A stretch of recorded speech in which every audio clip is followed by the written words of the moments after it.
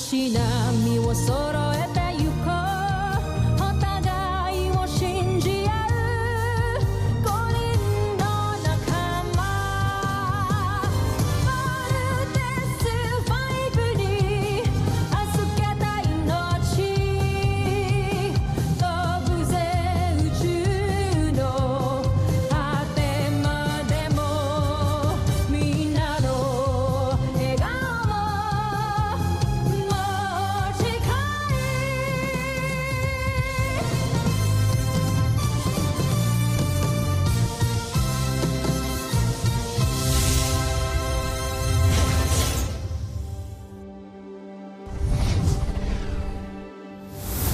Ang nakakaan sa Voltes 5 Legacy. Kasama ka sa Voltes team? Isa ka sa mga piloto ng Voltes 5? Yes, I'm part of the Voltes team. Promise mo sa akin na walang makakaalam ang malaman mo, okay? Siya ang aking espiya, Sandra. Kilala ko na kung sinong mga piloto ng Voltes 5. Tiyak akong may maganda kang balita. Sino-sino ang mga piloto ng Voltes 5? Sina Jordan Hughes, Andrew Chambers, Hiro Nagasaki, at mula sa Pilipinas, sina Ezekiel Somera at Cassidy Lapay. Ano ito? Mga pangalan? Nasaan ang mga itsura nila? Wala akong nakuha. Hindi maaari ito. Bumalik ka doon. Kilalanin mo sila. At huwag kang babalik dito nang hindi mo nagagawang pinapagawa ko sa'yo. Dr. Smith, mission accomplished. Anong nalaman niyo tungkol kay Judy? Walang nakitang record kay Judy, Doc. Hindi siya nag-e-exist. May napansin pa po ako. Yung biothermal scan ni Steve and Bert Armstrong. Parang iba din po. Kung ano man magiging resulta ng report mo, ay mananatiling confidential. Tignan mo to. Ano po ito? Biothermal scan ng grupo nyo. I-check mo yung kay Judy. Siya lang ang naiiba. Because she's not human. She is an alien. Hindi po totoo yan. Judy is a Bosenian.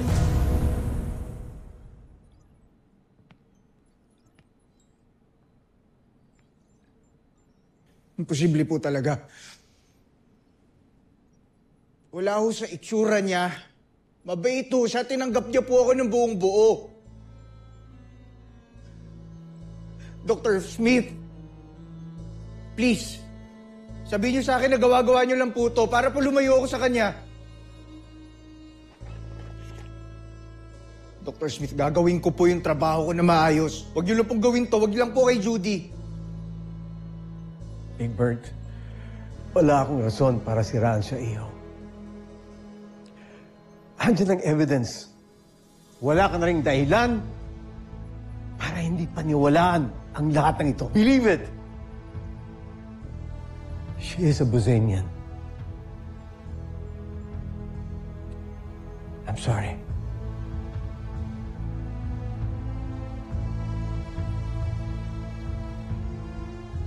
Sergeant Major.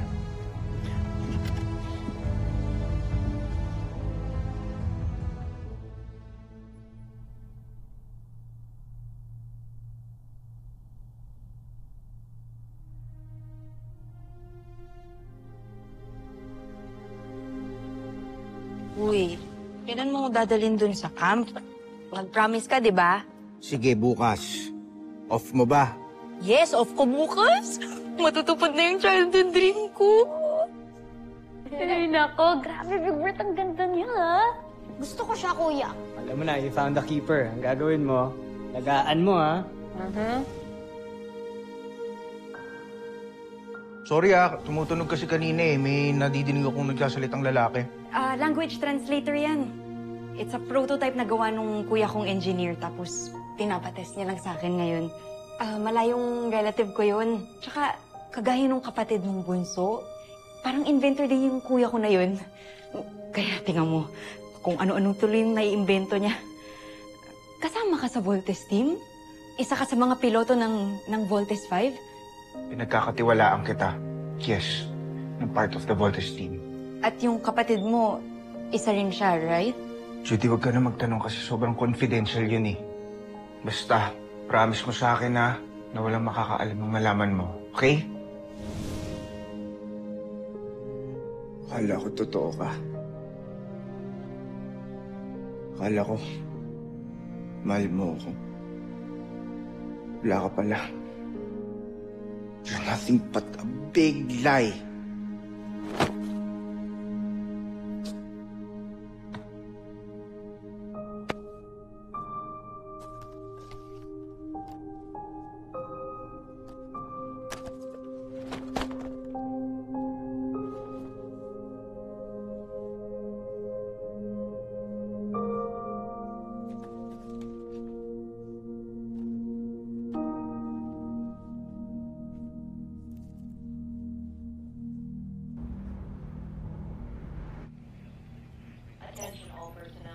Bro, gising na.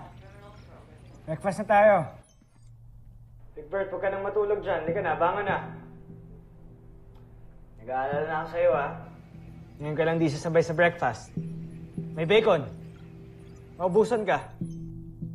Big Bird.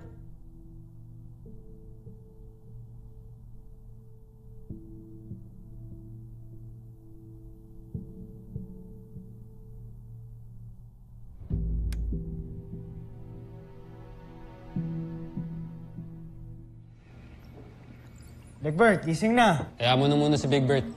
Mas problemahin mo si Little John. Gusto gawing service vehicle yung Vault Frigate. Ha? John.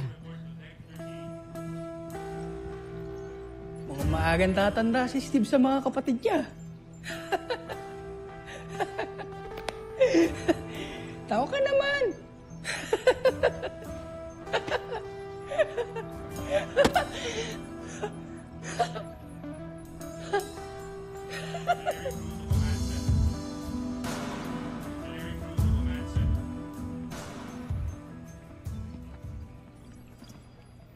Little John, alam mo naman nakakampi mo ako, di ba?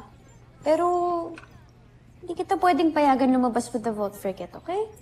Sandali lang po ako. Gagamitin ko na po yung frigate para kapag may emergency. Kaya nga hindi ka pwedeng umalis. Kasi pag may emergency, paano ka makakabalik? Pero sa mainland lang yung competition, kuya. Naaalala mo? Ngayon mangyayari yun. Ngayon ko ilalaban itong si Mikasa ko. Naipaalam ko na yun sa inyo, di ba? Alam ko. O paano pag may umataking Beast Fighter? Anong gagawin mo? Ha?